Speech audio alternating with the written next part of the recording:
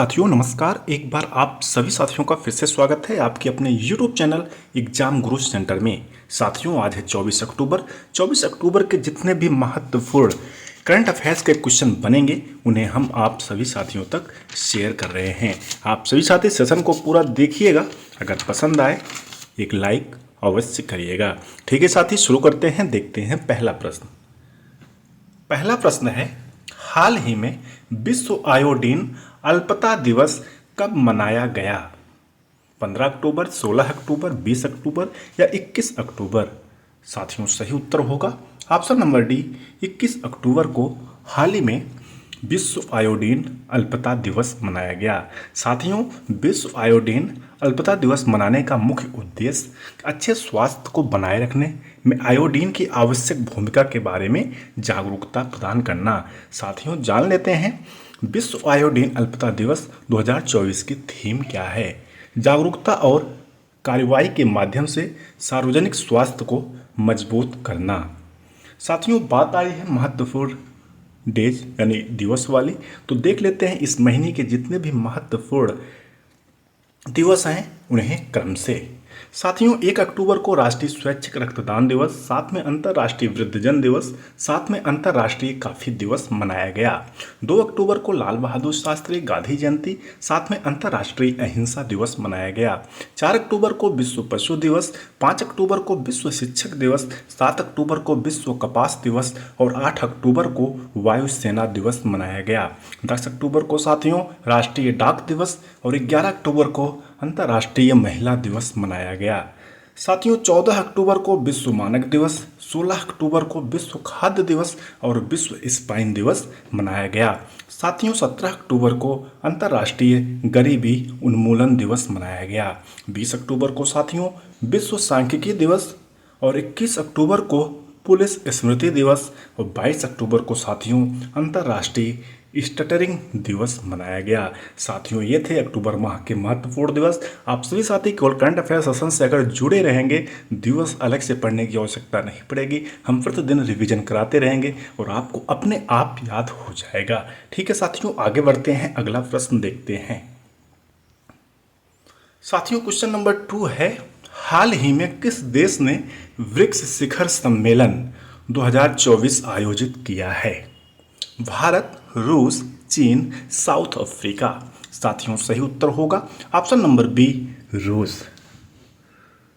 साथियों 2024 ब्रिक्स शिखर सम्मेलन 16वां वार्षिक ब्रिक्स शिखर सम्मेलन है जो वर्तमान में 22 से 24 अक्टूबर तक रूस के कजान में चल रहा है। साथियों याद रखिएगा रूस में तो चल ही रहा है, रूस में कहाँ चल रहा है एग्जाम में पूछा जा सकता है, तो रूस के कजान में चल रहा है।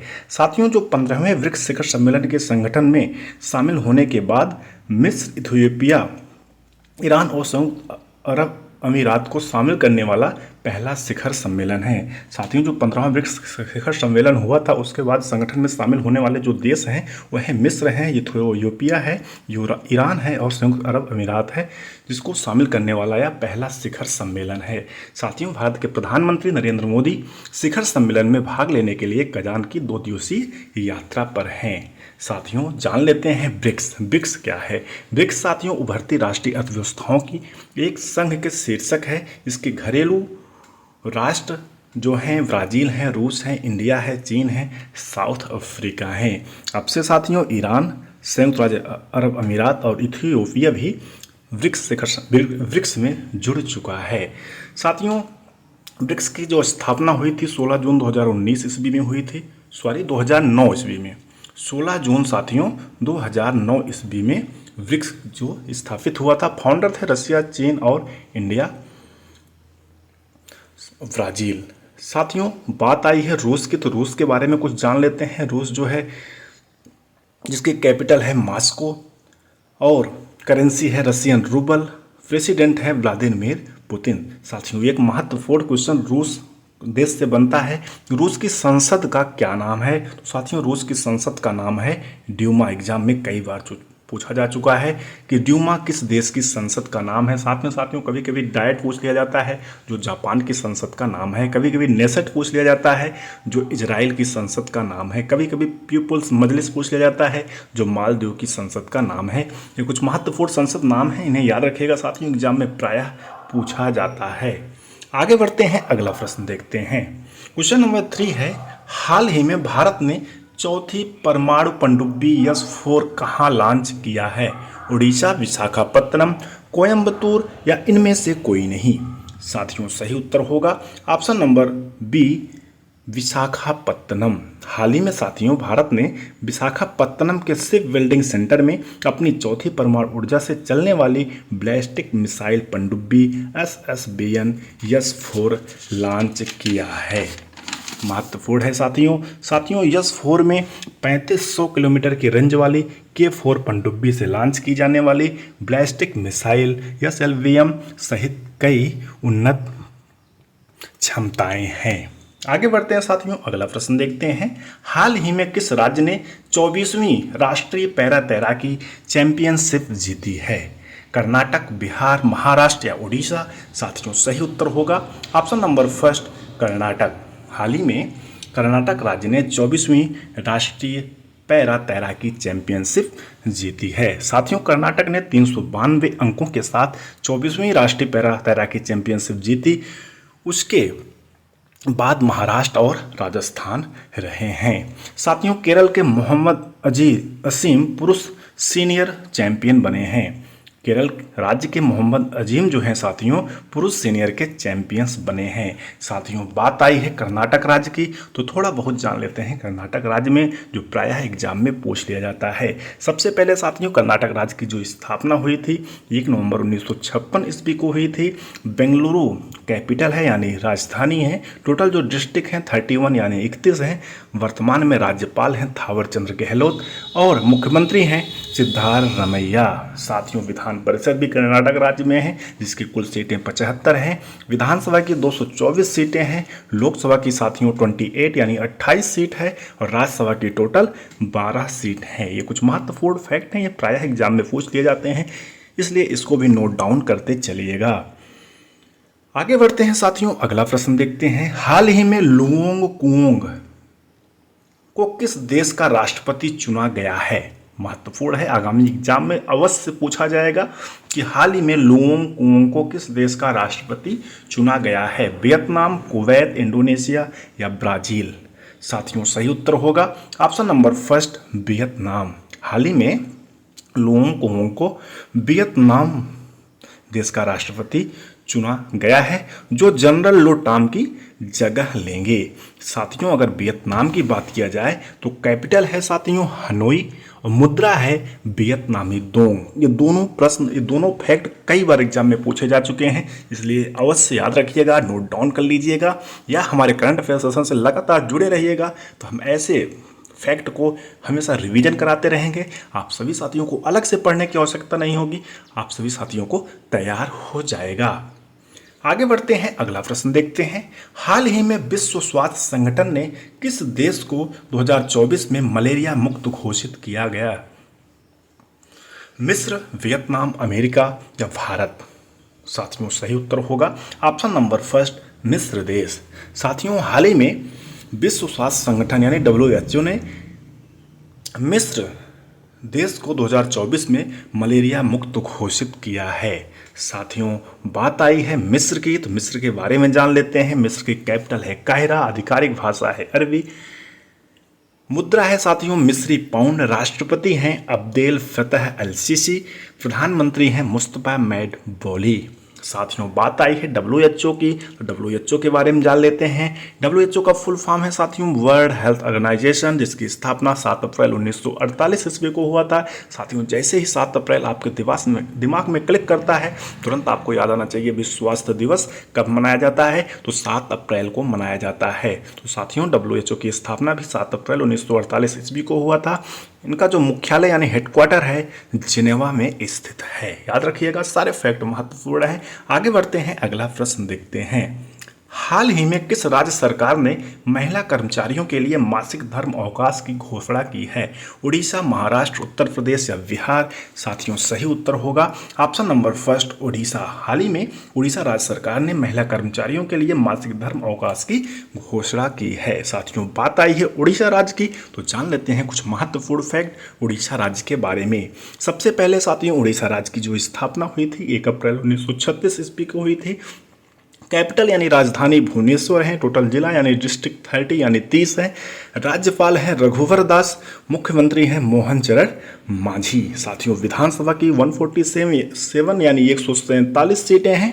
राज्यसभा की 90 सीटें हैं। लोकसभा की टोटल 21 यानी 21 सीटें हैं।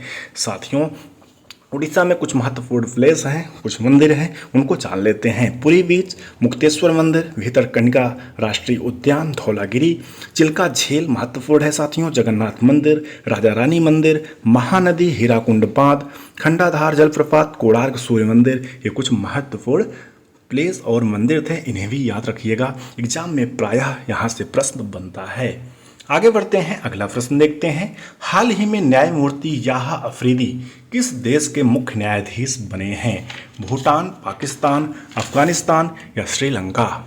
साथियों सही उत्तर होगा ऑप्शन नंबर बी, पाकिस्तान। हाल ही में न्यायमूर्ति याहा अफरीदी पाकिस्तान देश के मुख्य न्यायाधीश बने हैं। साथियों पाकिस्तान जिसकी कैपिटल है इस्लामाबाद, पीएम है शहबाज शरीफ, प्रेसिडेंट यानी राष्ट्रपति हैं आसिफ अली जरदारी।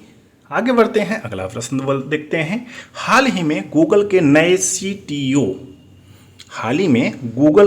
सीटीओ कौन बने? सीटीओ यानी साथियों चीफ टेक्नोलॉजिस्ट। 4 ऑप्शन दिया गया है, सुंदर पिचाई, प्रभाकर राघवन, लैरी पेज या इनमें से कोई नहीं।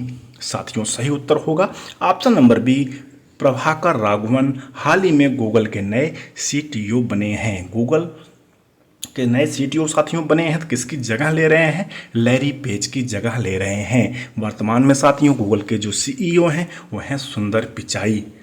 साथियों गूगल के बारे में जान लेते हैं। गूगल जो है 4 सितंबर 1998 ईस्वी को स्थापित हुआ था। इसका हेडक्वार्टर है कैलिफोर्निया।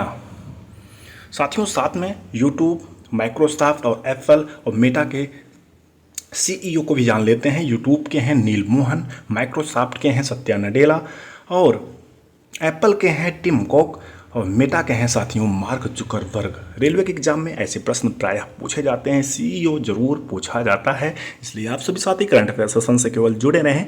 हम लगातार इसका रिवीजन कराते रहेंगे और आप सभी साथियों को अलग से पढ़ने की आवश्यकता नहीं होगी और याद भी हो जाएगा। आगे बढ़ते हैं साथियों, अगला प्रश्न देखते हैं।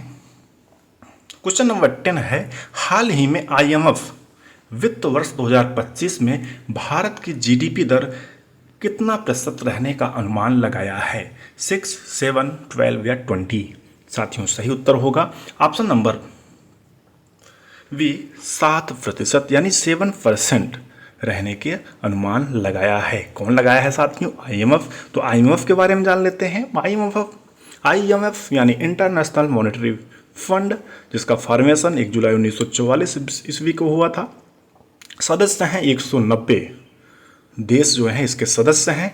वर्तमान में प्रेजेंट में जो एमडी हैं वो हैं क्रिस्टलिना जियार्जिया। सारे फैक्ट महत्वपूर्ण हैं साथियों, याद रखिएगा।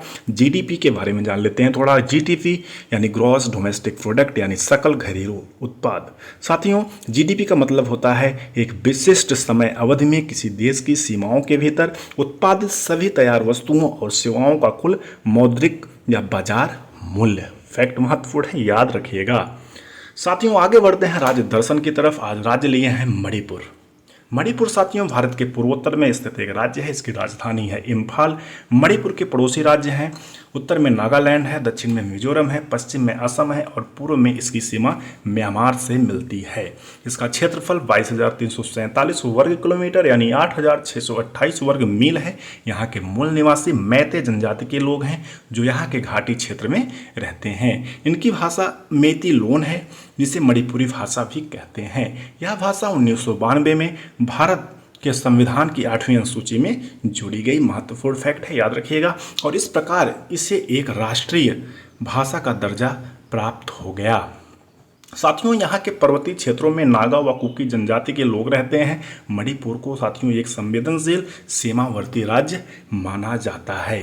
साथियों मैप में देखते हैं, ये है मणिपुर राज्य। साथियों मणिपुर जिसका भारत में जो विलय हुआ था 15 अक्टूबर 1949 ईस्वी को हुआ था। राजधानी इम्फाल है। टोटल जिलों की संख्या 16 है। राज्यपाल है एल गणेशन। मुख्यमंत्री हैं एन वीरेंद्र सिंह। विधानसभा की 60 सीटें हैं। राज्यसभा की 1 सीटें हैं। लोकसभा की 2 सीटें हैं। उच्च न्यायालय है मणिपुर उच्च न्यायालय।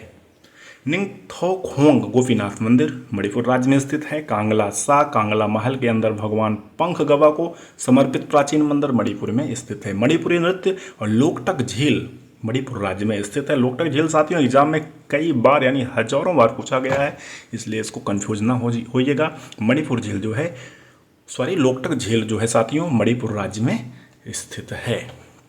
साथियों कल का प्रश्न हमने आप सभी साथियों के लिए दिया था। आप सभी साथियों ने कमेंट करके बताए हैं। प्रश्न था साथियों, हाल ही में राष्ट्रीय साइबर सुरक्षा का ब्रांड एम्बेसडर किसे नियुक्त किया गया है? रश्मिक मंदाना, नायब सिंह सैनी, अजीत डोभाल या इनमें से कोई नहीं? साथियों इसका उत्तर होगा रश्मिक मंदाना। हाल ही में राष्ट्रीय साइबर सुरक्षा का ब्रांड एम्बेसडर रश्मिक मंदाना को बनाया गया है। साथियों आज का प्रश्न है आप सभी साथियों के लिए, हाल ही में कारगिल में स्थित काकसर पुल का नया नाम क्या रखा गया? कारगिल पुल सेतु, कैप्टन अमित भारद्वाज सेतु, अब्दुल हमीद सेतु या इनमें से कोई नहीं? क्या होगा उत्तर? आप सभी साथी कमेंट सेक्शन में अवश्य करिएगा कि इसका उत्तर कौन सा होगा। ठीक है साथियों, इस प्रकार से आज का सेशन कंप्लीट हुआ। हमें उम्मीद है आप सभी साथियों को सेशन अवश्य पसंद आया होगा। अगर पसंद आया होगा तो एक लाइक करिएगा। चैनल पर पहली बार आए हैं तो सब्सक्राइब करिएगा, साथ में बेल आइकन प्रेस करिएगा, जिससे कोई न्यू वीडियो बनती है तो आप सभी साथियों तक नोटिफिकेशन के माध्यम से सबसे पहले प्राप्त हो। ठीक है साथियों, एग्जाम गुरु सेंटर परिवार से जुड़ने के लिए बहुत बहुत धन्यवाद। मिलते हैं नेक्स्ट सेशन में, तब तक के लिए जय हिंद, नमस्कार।